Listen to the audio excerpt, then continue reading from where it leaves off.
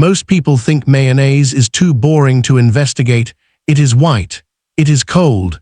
It sits in the refrigerator door and makes sandwiches less dry, but that is exactly why it gets a free pass. Nobody studies the label because nobody expects a familiar jar of mayo to be engineered like a shelf-stable industrial product. And yet that is exactly what happened. Over the years, some of the biggest mayonnaise brands kept the same comforting colors, the same old logos, and the same family-friendly language, while the formulas underneath shifted toward longer storage, cheaper oils, and ingredient panels built for trucks, warehouses, and national distribution. That is the real story here. Not whether mayo is evil. Not whether one spoonful will end your life. The real story is how a product that used to be simple became something shoppers often trust out of habit instead of inspection. Eggs, oil, vinegar. Salt, that should be the foundation. Instead, modern jars often read like they were designed by a logistics department. Seed oils dominate. Sugar appears where it does not need to. Starches get added to control texture. Calcium disodium EDTA shows up to protect flavor because the product has to survive time, heat, movement, and the slow decay of an enormous supply chain. And if you think the expensive jar is automatically better, that is part of the trap too. Premium branding can hide mediocre trade-offs just as effectively as a budget label can. The word organic helps. The word olive helps. The shape of the jar helps. The black lid helps. Nostalgia helps most of all. Consumers are not just buying mayonnaise. They are buying a memory, a status signal, or the feeling that someone else already checked the label for them. So this is the investigation. 4 mayonnaise brands to avoid if you care about ingredient quality, honest marketing, and the difference between a real food product and a highly managed emulsion built for scale. Then 3 better options that come closer to the old idea of mayonnaise before convenience took over. And yes, one of them may surprise people, because some labels look cleaner than they deserve, while others sell themselves as healthier than they really are. First, Sir Kensington's classic mayonnaise. This is the softest avoid on the list, but it still belongs here. Sir Kensington's built its reputation on the idea that it was too refined for ordinary supermarket mayo. The branding was upscale. The jar looked curated. The company leaned hard into the language of better ingredients, cage-free eggs, and a more thoughtful kind of condiment. And compared with the most industrial mass-market jars, it does present itself as a cleaner product, but that is exactly why it deserves scrutiny. Sir Kensington's is not dangerous because it is the filthiest formula on the shelf. It is a problem because it sells a dramatic upgrade while delivering something that is often more modest than the branding implies. Its public product descriptions emphasize sunflower oil, cage-free egg yolks, and hints of lemon. That sounds artisanal. It sounds like a small batch spread made by someone who still has standards. But once the premium language is stripped away, the question becomes much simpler. Is this jar actually a major leap forward, or is it a polished version of the same broad category? For many shoppers, the jar does most of the work before the ingredient list ever does. It is the health halo effect in luxury form. You see a more elegant package and assume the contents must be materially different. Sometimes they are. Sometimes they are not different enough to justify the mythology. Sir Kensington's still lives in the world of industrially bottled mayo. It still has to scale. It still has to sit on shelves. It still has to be stable enough for national retail. The language feels handcrafted. The business model is not. That matters because premium food marketing often trains consumers to stop reading at the front label. If the jar looks intelligent, the buyer feels intelligent. If the color palette looks restrained, the buyer assumes the formula is restrained too. That is how people end up paying extra for narrative instead of substance. Sir Kensington's may be cleaner than the worst offenders, but its real achievement is turning mayonnaise into identity signaling. It sells distinction. It sells taste as class, and that makes it easier for consumers to confuse branding discipline with ingredient discipline. So no, this is not the worst jar in the refrigerated aisle. But if a product charges you to feel superior while offering only a limited nutritional or formulation advantage, it belongs in the avoid category for a different reason. Not because it is the dirtiest, because it is one of the clearest examples of how marketing can inflate trust faster than ingredients can earn it. Next, great value mayonnaise. This is what happens when cost efficiency becomes the entire personality of the product. Great value mayonnaise is designed to hit a price point first and ask philosophical questions later. The public ingredient information commonly lists soybean oil, water, whole eggs, egg yolks, vinegar, salt, sugar, lemon juice concentrate, and calcium disodium EDTA to protect flavor. That list tells you almost everything you need to know. Soybean oil leads the formula because it is cheap, abundant, and easy to standardize. Water stretches the system. Sugar appears even though mayonnaise does not need to taste like dessert. Lemon juice concentrate helps simulate brightness. And EDTA is there for the same reason it appears so often in this category. It helps hold the product together over time by protecting flavor against the instability that comes with large-scale distribution. Again, legal is not the issue. The issue is what kind of food system produces a condiment that needs so much help remaining consistent. Great value is not selling flavor, it is selling predictability at minimum cost. The target is not excellence. The target is a jar that survives transportation, warehouse storage, fluorescent shelving, and consumer indifference. It is the mayonnaise equivalent of office carpeting, designed not to inspire, designed to remain acceptable under pressure. And that is why budget mayonnaise is never just about being cheap. It reflects a philosophy of food manufacturing where texture, neutrality, and shelf performance matter more than depth, richness, or ingredient integrity. The product is built to offend nobody and impress nobody. It simply has to exist everywhere at the same price, in the same color, with the same bland promise that this is close enough. That phrase, close enough, explains a lot about modern packaged food. If it spreads like mayo, looks like mayo, and lasts like a warehouse product, the system considers the job finished. The consumer is expected to do the rest with seasoning, chicken salad, potato salad, or sandwich toppings. The jar does not elevate food, it functions as edible infrastructure, and when a condiment becomes infrastructure, quality stops being the goal. Efficiency becomes the goal. Great value mayonnaise is not pretending to be artisanal, at least give it that much, but it is one of the clearest examples of how far the category can drift when the only mission is scale, stability, and cost control. Third, Hellmann's Real Mayonnaise. This is the most powerful brand on the list because it is protected by memory. Hellmann's is not just a condiment. For millions of people, it is the definition of mayonnaise itself. It is what sat in the fridge when they were children. It is what got folded into deviled eggs, tuna salad, and potato salad at holidays. That kind of brand inheritance is almost impossible to compete with, and companies know it. Once a food product becomes part of family memory, shoppers stop comparing it with the same skepticism they would apply to a new product. But current public ingredient information for Hellmann's Real Mayonnaise lists soybean oil, water, whole eggs, distilled vinegar, egg yolks, salt, sugar, lemon juice concentrate, calcium disodium EDTA used to protect quality and natural flavors. Read that slowly.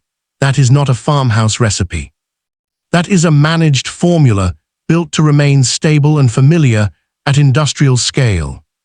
The problem with Hellmann's is not that it tastes terrible. In fact, consistency is its greatest strength. The problem is that consistency became the main product. People think they are buying an old standard when what they are really buying is a modern preservation strategy wrapped in old authority. Soybean oil dominates. Sugar is present even though the label can still round the serving down to zero. Natural flavors appear as an invisible catch-all.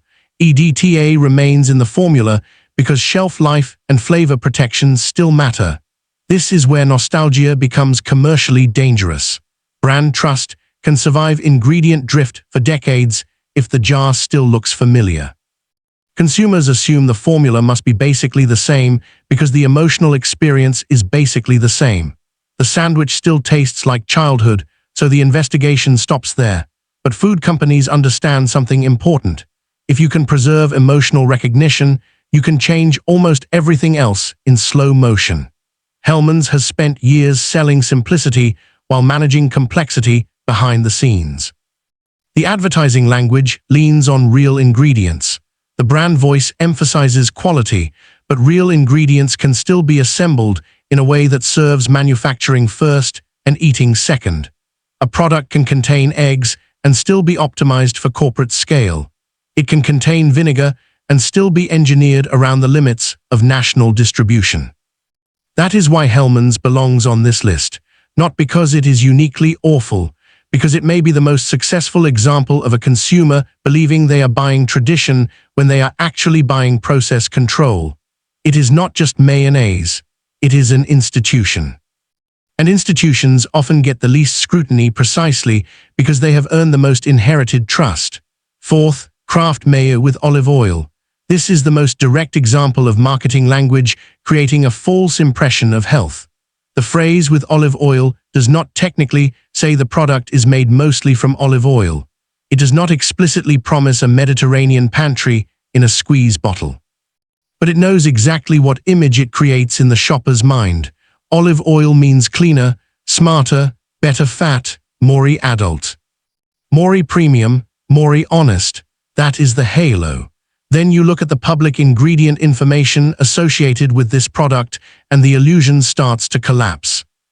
Retail listings for Kraft mayo with olive oil reduced fat commonly describe a formula that includes water, olive oil, canola oil, soybean oil, vinegar, modified food starch, eggs, sugar, salt, and calcium disodium EDTA, with some listings also noting additional acidifiers or color ingredients depending on size and retailer. In other words, olive oil is present, but it is not the whole story, not even close. This is the classic front label trick. Put the most desirable oil in the name. Let the rest of the formula do whatever it needs to do in smaller print. If the shopper is moving quickly, the decision is already made by the time the bottle reaches the cart.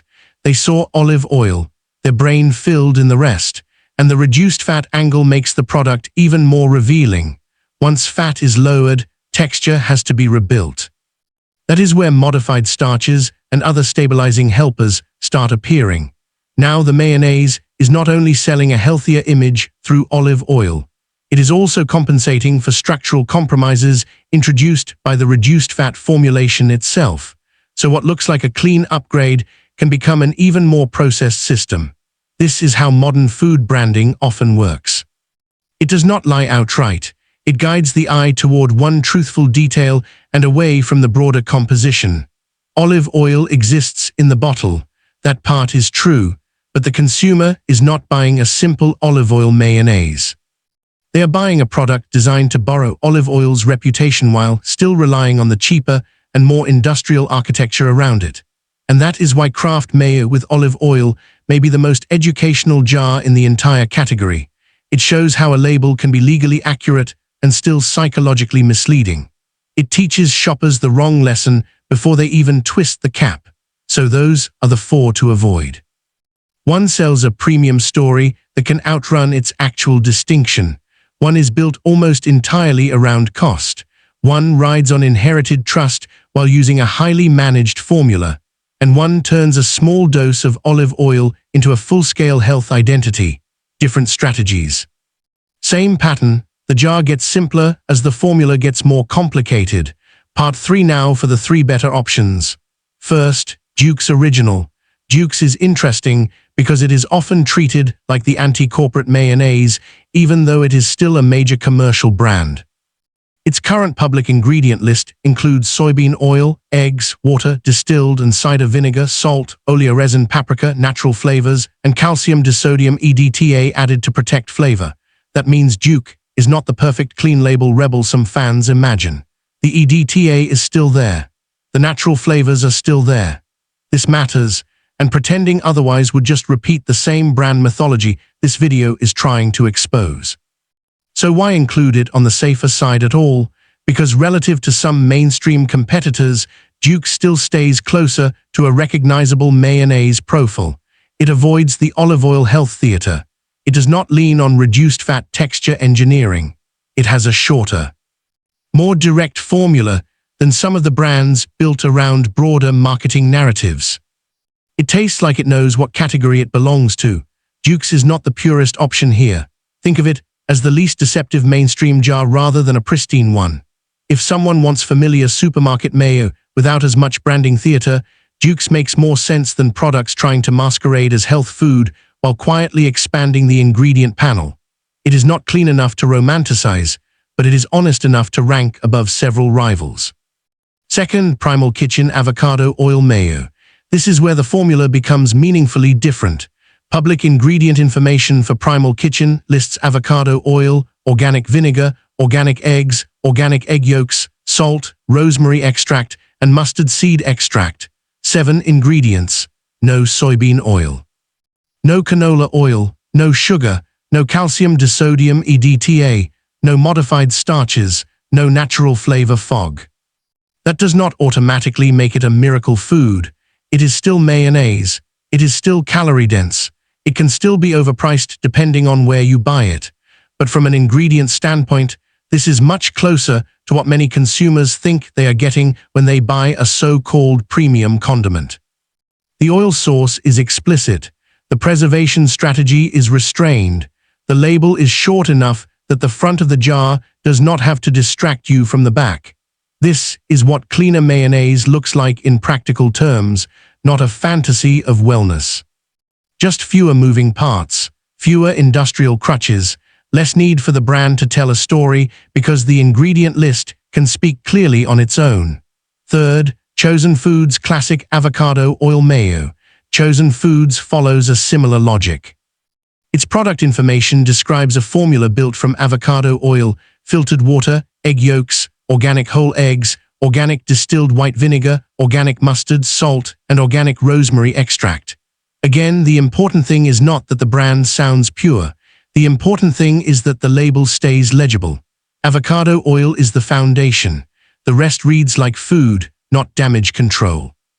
Chosen Foods may be the best overall compromise for people who want cleaner ingredients without giving up mass availability. That matters because one reason shoppers stay with legacy brands is convenience. They assume the better option will require a trip to a niche store, a lifestyle commitment, or a refrigerator full of expensive replacements. But when a cleaner jar becomes easy to find, the old excuses weaken. And that is the larger point of this entire investigation. The mayonnaise aisle is not really about mayonnaise. It is about how modern packaged food trains people to trust logos over labels. A familiar brand can drift for years without losing authority. A premium brand can charge extra for aesthetics. A budget brand can strip the product down to cost logic.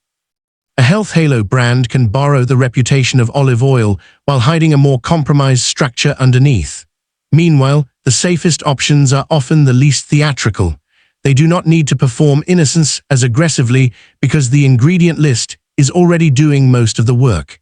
That is what people should watch for, not perfection, but compression. Shorter label. Clearer oil source, fewer texture tricks, fewer protective additives, fewer reasons for the company to explain itself, and one final point. Calcium disodium EDTA is permitted in food. It is used as a preservative and flavor protector within regulated limits. So this video is not claiming that every jar on the avoid list is literal poison. The problem is not one molecule in isolation. The problem is the broader pattern. When food is repeatedly engineered around storage, transport, and brand management, the ingredient list starts revealing priorities that have very little to do with giving the buyer the best possible product. That is why shoppers need to stop buying the front label and start reading the back one. The front is where the story lives. The back is where the truth lives. The next time you pick up a jar of mayonnaise, ignore the nostalgia. Ignore the premium typography. Ignore the olive branch on the packaging. Look at the oil. Look at the additives. Look at how much work the product needs just to remain itself. Because once you start reading mayonnaise labels properly, you realize the same pattern is everywhere. And after that, the aisle never looks innocent. Which one would you still eat anyway?